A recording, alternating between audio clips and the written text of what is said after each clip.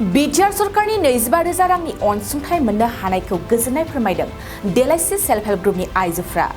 तितागुरि जौगाखां खोन्दोनि बेन्दोंनि महेन्द्रपुर प्राइमारिनि गियानिफुर गामिनि देलाइस्रि सेल्फ हेल्पआ देग्लाय 25 बिघा हायाव माइ आबाद मावदों।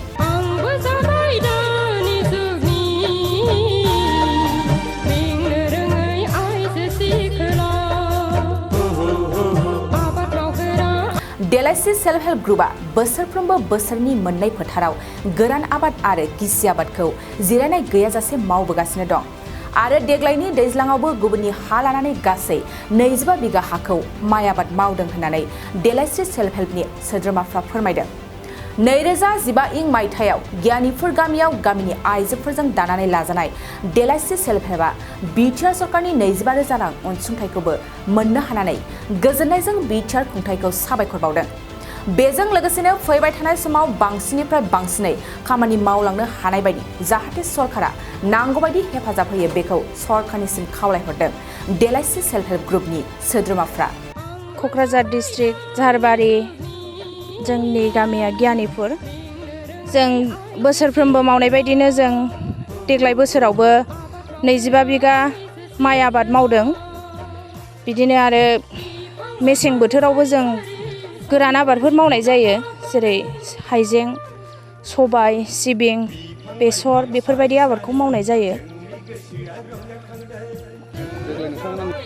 हानायाथ' जोङो 25 बिघाखौ दिनैनो 25 बिघायाव जों माखासेखौ सिगां गायग्रोबाय, दा बेहाय 7 बिघा दं आरो बेखौ जों दिनै हाजोबगोन। ट्रेक्टरजों एवनानै गायदों, जों मोननो हाबाय 25,000 रांखौ जों मोननो हाबाय। बेबायदिनो जोंनि देलाइस्रि सेल्फ हेल्प ग्रुपआ बेबायदिनो जों मावलांबाय थागोन। दैज्लांनि आबाद, मेसेंनि आबाद बेफोरबायदिनो जों हानायखिनिखौ जों मावलांबाय थागोन। नोंथांमोना जे सरकारनिफ्राय जे 7 गोजोननाय खावलायनो सानो नामा? बे 25,000 रांखौ मोनग्रोनायावनो जोंहा लाथ्र'हायै खुसि, मानोना देग्लाय दैज्लां बोथोराव आबाद मावनायाव जोंनि ग्रुपआबो हेफाजाब मोनबाय। बेनि थाखाय साबायखर सारमोननिसिम। बिसोरबो जों बायदि जुदि बिदिनो दैज्लांनि आबाद, मेसेंनि आबाद एसे एनै जा हायो बेफोरबायदिखौ मावनानै गावबागाव ग्रुपखौ फोथांनानै लाखिनो सानोब्ला बयनिबो थाखाय मोजां आरो। देलाइस्रि ग्रुपआ दिनै खामानिफोरखौबो दिहुननानै देखायगासिनो दङ, बेखौ आंबो नुदों आरो आंनो बे ग्रुपआवबो आंनो देरसिन आरो माबासिनबो खोथाबो मानियो। ओमफ्राय दा बिसोरो गायगासिनो, गायोबो, जेखौ थिनो बेखौ मावदों। आंनि हायावनो मावदों बिसोरो। दिनै हाइजें गायदों, खख्लिं गायदों, हालदै गायदों आरो जोङो बिदिनो अमाबो फिसिदोंमोन। अमा फिसिनायाव दा जोङो माखासे लस जादों, बेखौ जोङो दा खिन्थानानै होबाय आरो। ओमफ्राय जोङो दा माइखौ गायबाय आरो जोंनि हौवाफ्राबो दा गासिबो हेफाजाब होजोबदों आरो गासिबो हेफाजाब होजोबदों, मावफादों, दांफादों, गासिबो जेरावखि थाङा थांनाय फैनाय बिसोर हेफाजाब लादों जोंनि देलाइस्रि ग्रुपआव। आरो दा जों बायदि रावबो देलाइस्रि ग्रुपआ मावाखै आरो दा जोंनो मावगासिनो मावदों। जेरावखि जोङो मिथिं दावथिनावबो जों थाङो, जेखौ लेंहरो जों बाहायनो थाङो, फैयोबो, थाङो गारि लानानैबो जोङो जेरावखि जाया जों थाङो। बे जाहालबारि ओनसोलाव जों जेरावखि ब्लक थक गासिबो जों थांजोबो जोंनि ग्रुपआ। आरो जों जेरावबो खामानि गारनानै जों ज' थाङो। आरो दा जों लुगैयो बे सारनिसिम जोङो खावलायहरो, दा बेखौनो जोङो मोनसे हास्थायनाय दंबावो जोंहा, देनां बिदिनो आवगायलाङोबा आरो थाबावोबा, बे सोरखारा थाबावोबा जोङो दा लुगैनानै दङ माबाफोर दिनै ट्रेक्टरफोरखौ जोंहा माबाफोर देनां हेफाजाब हरबाय बायोबा, सुबिदा मोनोबा गोरान आबादबो मावनो। आरो जोंहा दा लेखा फरायनाय सुबिदा फिसाफोर गोनां गोजाजोब उन्दै उन्दै, दा बिनि थाखायबो जोङो सोरनावबा मोसौ दं, सोरनावबा मोसौ गैया। दा बिनि थाखायनो जोंहा ट्रेक्टरखौ लुगैनानै दङ दानि सोरखार गोदानाव, बे सारनियाव जों दा बेखौ खावलायहरो आरो बेखौ गोजोननाय लादों। जोङो बिराद गोजोननानै दा हौवाफोरबो हेफाजाब होदों आरो बे सोरखारखौ बिनि थाखाय जों साबायखर बावनानै दङ। आरो माखासे मोनबावनांगौ दङ। औ, मोननो खावलायबावगोन जोङो आरो जों आवगायलांगोन आरो जोंनि देलाइस्रि ग्रुपआ जेरावबो आवगायसिनगोन। गासिबो नुजोबगोन आरो जोंनि देलाइस्रि ग्रुपखौ जेरावबो जों सांग्रांजोब, मावनाय दांनायावबो होन गासिबो। आरो जों गोबावसैबो सेल्फ ग्रुपआबो जों खामानियाव मावगासिनो दङबो। बेखौनो गोजोनथोंसै। ट्रेनिङाव लायदोंना, लायनो मोनदों जोङो बे ट्रेनिंखौबो। माखासेबो थांदों, जों गासिबो साफ्रोमबो सुबुङा दिनै थांजोबनो हायाखै। जोंनि ग्रुपआव दा 2 साथामा सहैनानै थायो आरो सब खामानियावनो।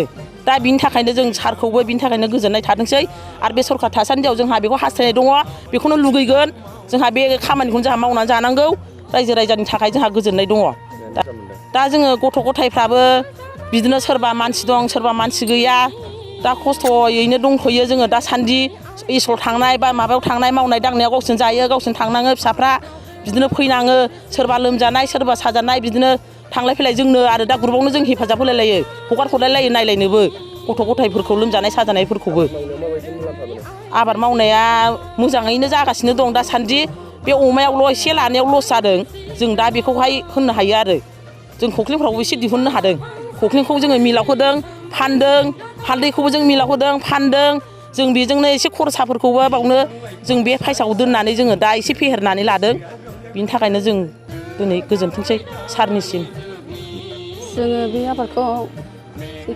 देलायस्रि सेल्फ हेल्प ग्रुप जोङो गासै 10 जन दा जों बेखौ